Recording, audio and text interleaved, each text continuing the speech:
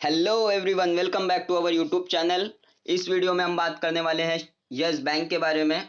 जैसे कि काफ़ी सारे इन्वेस्टर्स के मन में ये सवाल आ रहा है दोस्तों कि क्या यस बैंक में इन्वेस्ट करना चाहिए, क्या यस बैंक फिर से 400 रुपये जाएगा या इसमें और गिरावट देखने मिलेगी।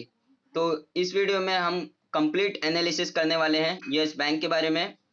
और इसी के साथ अगर आप मेरे चैनल पर नए हो तो मेरे चैनल को लाइक शेयर और सब्सक्राइब कीजिए ताकि आपको इसी तरीके के इंटरेस्टिंग वीडियोस के नोटिफिकेशन मिलते रहे दोस्तों। और चलिए जानते हैं यस बैंक के हिस्ट्री के बारे में। तो मैं आपको बताना चाहूँगा दोस्तों, इसका जो स्टार्टिंग था वो इन द ईयर 1999 में हुआ था। जो कि मोस्ट सक्सेसफुल इंडिया के बैंकर्स थे जैसे कि राणा कपूर, अशोक कपूर, हरप्रीत सिंह, इनके द्वारा हुआ था। और एज ए एनबीएफसी कंपनी के। और इन द ईयर 2004 में ये इनको बैंकिंग का लाइसेंस दिया गया था दोस्तों। और 2005 में इस स्टॉक मार्केट में लिस्टेड हो गया था दोस्तों, एनएससी और बीएससी में, नेशनल स्टॉक एक्सचेंज और बॉम्बे स्टॉक एक्सचेंज में। और इसके बाद कंसिस्टेंटली इस कंपनी का परफॉर्मेंस आउटस्टैंडिंग रहा है। One of the fourth largest private bank बन चुका था दोस्तों। बट 2008 में जब अशोक कपूर अपने फैमिली के साथ डिनर के लिए जा रहे थे दोस्तों, तो ड्यू टू टेररिस्ट अटैक की वजह से उनकी डेथ हो गई थी। और after the Ashok Kumar death, यहाँ से एक टर्निंग पॉइंट था यूएस बैंक के लिए और साथ ही साथ उनके जो इन्वेस्टर्स और शेयर होल्डर्स थे उनके लिए भी। क्योंकि 2012 में राणा कपूर ने एक आर्टिकल पब्लिश किया था रिगार्डिंग उनके कंपनी के ग्रोथ और डेवलपमेंट स्ट्रेटजीज के लिए। तो वहाँ एक चीज़ शॉक कर देने वाली ये थी कि वहाँ पे अशोक कपूर का नाम ही नहीं था दोस्तों कहीं। और ना ही उनके डेथ के बाद उनकी वाइफ जो मधु कपूर और शगुन कपूर उनकी डॉटर, उनमें दोनों में से किसी को बोर्ड ऑफ डायरेक्टर्स में कहीं जगह नहीं दी गई थी। तो इन्हीं सब कारणों की वजह से जो उनकी अशोक कुमार की वाइफ थी, उन्होंने एक केस फाइल किया था राणा कपूर के अगेंस्ट, जो कि वो इन द ईयर 2015 में जीती थी। और आफ्टर दैट उनको बोर्ड ऑफ डायरेक्टर्स में जगह दी गई दोनों जन को। और साथ ही साथ उनको 2017 में जब आरबीआई ऑडिट कर ली थी दोस्तों, तो वहाँ पे उन्होंने देखा कि इनका जो डिफॉल्ट का है वो लमसम मोर देन 35,000 का बैड डेप्ट है यस बैंक के ऊपर। और अब मैं यहाँ पे आपको एक इंटरेस्टिंग फैक्ट बताने जा रहा हूँ दोस्तों, ध्यान दीजिएगा कि जो यस बैंक के राणा कपूर सीईओ थे, वो उन्होंने जो भी लोन्स प्रोवाइड किए थे जैसे डीएचएफएल, सीसीडी, आईआईएफएल, इन सब बैंकों को जो लोन दिए थे, उनके पीछे के दो मेन रीजन थे। कोई कोई कहता है कि जस्ट बिकॉज हाई रिटर्न के कमाने के लिए, but actual the reason is जो भी उनकी सब्सिडरी कंपनीज थी उनके वाइफ और उनके डॉटर्स के नाम, ये फंड सारे इनडायरेक्टली उनके कंपनीज में इन्वेस्ट हो रहे थे। तो इसके अगेंस्ट में अगर आप देखोगे तो मनी लॉन्ड्रिंग का केस भी फाइल हुआ है राणा कपूर के अगेंस्ट। और इसके बाद जब ये बैड डेब्ट्स बढ़ते रह गए, इसके बाद भी जो शेयर होल्डर्स थे इस बैंक के, वो चाहते थे कि राणा कपूर सीईओ बने रह जाएं, कंटिन्यू रहें। उन्होंने आरबीआई से रिक्वेस्ट भी की और आरबीआई इस कंसर्न को लेके एक्सेप्ट भी कर लिया। बट उन्होंने ये एक टर्म रखा, टर्म्स एंड कंडीशन, कि जो राणा कपूर हैं वो सिर्फ जनवरी 2019 तक ही सीईओ रह सकते हैं। और उनके जाने के बाद इन्हों आरबीआई ने रणनीत गिल को अपॉइंट किया एज अ सीईओ। लेकिन जब रणनीत गिल ने ईच एंड एवरीथिंग डीप में स्टडी की, तो उन्हें लगा कि यहाँ पे मिनिमम 2 मिलियन का इन्वेस्टमेंट करना पड़ेगा ताकि ये कंपनी बैड डेब्ट से रिकवर हो सके। बट जो investors, F I eyes, D I eyes, जो भी इन्वेस्टर्स अपना पैसा इन्वेस्ट करने के लिए रेडी हो गए थे, उन सभी को राणा कपूर ने धमकी दे के और अपने सारे तरीके से, मतलब जो भी पॉसिबल हो सका उनसे उन्हें भेज दिया, रिटर्न कर दिया।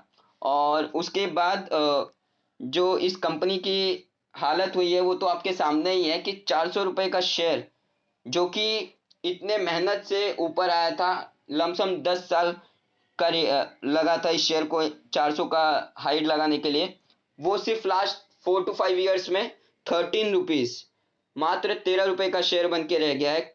और अगर मैं आपको बताऊं दोस्तों, तो रिसेंटली ऐसा न्यूज़ आया था कि जो इनके यस बैंक के न्यू क्वार्टरली रिजल्ट आने वाले हैं, वो उसमें हमें 3% का एक अच्छा खासा तेजी देखने मिल सकता है।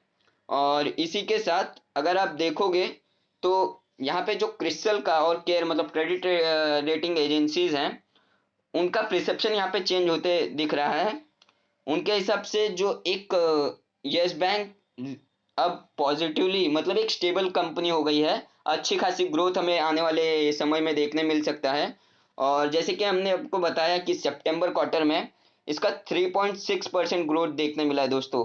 इट मीन्स जो लोन्स प्रोवाइड करती है बैंक अपने कस्टमर्स को, उसमें हमें तेजी देखने मिली है। तो ये एक अगर आप बात करोगे शॉर्ट टर्म पर पर्पज से, तो एक अच्छी न्यूज़ है। और साथ में ही अगर आप देखोगे, इसके जो डिपॉजिट है मतलब डिपॉजिटर्स हैं, उनमें भी हमें अच्छी खासी बढ़त देखने मिली है दोस्तों। और साथ में जो इनका अकाउंट ओपनिंग है मतलब कासा, इनके पास कितने कस्टमर्स ने और ज़्यादा अकाउंट ओपन करवाया है, तो आप देख सकते हो यहाँ पे 54.3%। जी दोस्तों, तो ये भी एक बहुत ही बढ़िया न्यूज़ है आने वाले समय में। और मैं आपको अब मेन बताने जा रहा हूँ दोस्तों कि यस बैंक का जो मेन, जैसे कि आपने सुना ही होगा कि यस बैंक का ज़्यादा से ज़्यादा रेवेन्यू जो जनरेट होता है वो डिजिटली होता है। तो मैं आपको आज बताना चाहता हूँ, अगर आप देखोगे तो इनका जो मैक्सिमम रेवेन्यू है वो यूपीआई से आता है दोस्तों।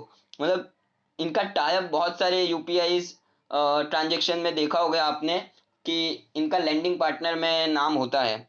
तो इनका जो यूपीआई के थ्रू बिजनेस है वो 39.7% है। और अगर आप अदर चेक करोगे जैसे कि bank and advance, bank deposits, credit card, debit card, तो इन सब में अभी यस बैंक बहुत पीछे है दोस्तों। तो ये एक अच्छी साइन नहीं है। और अगर आप इनके होल्डिंग्स की बात करोगे दोस्तों, तो 47% F I I D I आई इसके पास है। इसका मतलब जो एल आई सी हो गया, म्यूचुअल फंड हो गए, जो हैवी इन्वेस्टर्स हैं, उनके 47% स्टेक हैं। और जो एफ आई आईज हैं उनके पास 10% स्टेक है। और जो रिटेल इन्वेस्टर्स हैं उनके पास 42% का स्टेक है। इससे दोस्तों मैं आपको बताना चाहता हूँ कि जो डीआईआईज हैं उन्होंने 10 रुपए के रेंज में हैवी इन्वेस्ट करके रखा है। तो अगर आप शॉर्ट टर्म की बात करोगे तो आपको ये शेयर 10.5 रुपए के नीचे बहुत ही रेयरली जाते दिखेगा। और एक अगर 10 रुपए के आसपास अगर शेयर आता है तो आपको एक अच्छी खासी बाइंग अपॉर्चुनिटी मिल सकती है दोस्तों। मैं कोई लॉन्ग टर्म होल्डिंग के लिए नहीं बात कर रहा हूँ दोस्तों। जैसे कि यस बैंक में अगर आप देखोगे तो एक एज अ ट्रेडर प्रोस्पेक्ट अगर आप देखोगे तो इसमें अच्छी खासी अपॉर्चुनिटी देखने मिल रही है हमें। बट मैं आपको पर्सनली रिकमेंड करूंगा दोस्तों, अगर आप चाहते हो अपने पोर्टफोलियो में इसे इंक्लूड करना, तो ये एक रिस्की शेयर हो सकता है। बेसिकली अगर आप शॉर्ट टर्म की बात करोगे तो आने वाले 1 साल में आपको 21 रुपए का टारगेट अचीव करते दिख सकता है ये शेयर। और अगर आप इनके फाइनेंशियल स्टेटमेंट्स की बात करोगे तो आप देख सकते हो इनके जो एसेट्स हैं, फिक्स एसेट्स, उसमें हमें ईयर ऑन ईयर बेसिस पे काफ़ी अच्छी ग्रोथ देखने मिल रही है। और जो लोन एंड एडवांस है उसमें हमें हल्की फुल्की गिरावट देखने मिल रही है दोस्तों। ज़्यादा नहीं लेकिन ठीक ठाक है, मतलब एज कम्पेयर टू अगर आप क्वार्टरली बेसिस पे करोगे कंपैरिजन, तो डेफिनेटली आपको ज़्यादा इसमें लोन एंड एडवांस में गिरावट देखने मिली है। लेकिन एक ठीक ठाक शॉर्ट टर्म के लिए कोई घबराहट वाली बात नहीं है। और अगर आप इनके एनपीए चेक करोगे दोस्तों, तो लमसम 100 यहाँ पे 28,505 crore as compared to 28,609 crore की कंपैरिजन में, मतलब 100 करोड़ की यहाँ पे हमें कम होते देख रहा है। मतलब एनपीए जितना कम हो, मैं आपको बताना चाहता हूँ, एनपीए मतलब नॉन परफॉर्मिंग एसेट्स होते हैं, तो ये जितने कम हो दोस्तों उतने अच्छे होते हैं कंपनीज के लिए। और अगर आप देखोगे इनके जो इनकम है, तो टोटल इनकम जो इनका है वो 4,834 है एज कंपेयर टू, अगर रिसेंटली आप चेक करोगे जून क्वार्टर का, जो कि है 5,610 करोड़। तो ये यहाँ पे एक अच्छी खासी तेजी देखने मिली है दोस्तों हमें। तो यही सारी चीज़ें हैं जो कि आपको शॉर्ट टर्म में एक अच्छी रैली देखने मिल सकती है दोस्तों। और मेरा कोई बाइंग रिकमेंडेशन नहीं है, और ओवरऑल मेरा ओन रिसर्च एंड एनालिसिस ये कहता है दोस्तों कि अभी भी अगर कोई शेयर होल्ड फ्रेश बाइंग करना चाहता है तो मेरी पर्सनल ओपिनियन ये होगी दोस्तों कि अभी के लिए ना बाइंग करें। और अगर उनको 10 रुपए के आसपास अगर शेयर आता है तो आप स्मॉल क्वांटिटी में ट्रेड कर सकते हो। डेफिनेटली वहां पे अच्छी खासी आपको प्रॉफिट, शॉर्ट टर्म में प्रॉफिट बुकिंग कर सकते हो। क्योंकि देखिए इसके पीछे का रीजन मैं आपको बताना चाहता हूँ। जब इनिशियली सारे स्कैम एक्सपोज हुए थे तो उस टाइम यस बैंक के तरफ आरबीआई ने जो अपने डिपॉजिटर्स के लिए मॉनिटोरियम लगाया था, मतलब जो उनका 1 डे का विड्रॉल अमाउंट है वो 50,000 से ज़्यादा वो विड्रॉ नहीं कर सकते थे।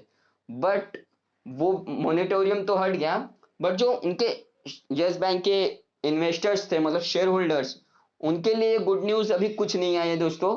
मतलब जैसे कि जो लॉक इन पीरियड था 3 इयर्स का, वो आने वाले साल में 2022 में हमें उस खत्म होते देखने मिलेगा। तो यही सारी रीज़न है कि शॉर्ट टर्म में आपको एक प्रॉफिट बुक कर सकते हो अगर आप करना चाहो तो। बट अगर आप लॉन्ग टर्म की बात करोगे तो मेरे हिसाब से आपको नहीं ऐड करना चाहिए अपने पोर्टफोलियो में ये शेयर। तो आई होप मेरा ये वीडियो आपको पसंद आया हो और यूजफुल, ये इन्फॉर्मेशन आपके लिए यूजफुल रहा हो। और अगर पसंद आया हो तो प्लीज़ लाइक शेयर और सब्सक्राइब कीजिए, और साथ ही मैक्सिमम लोगों के साथ शेयर कीजिए ताकि उनको भी जो डाउट्स है रिगार्डिंग क्या हमें फ्रेश बाइंग करनी चाहिए या हमें एग्जिट करना चाहिए, इस रिगार्डिंग उनके भी डाउट्स सॉल्व हो सके। तो thank you so much for watching this video.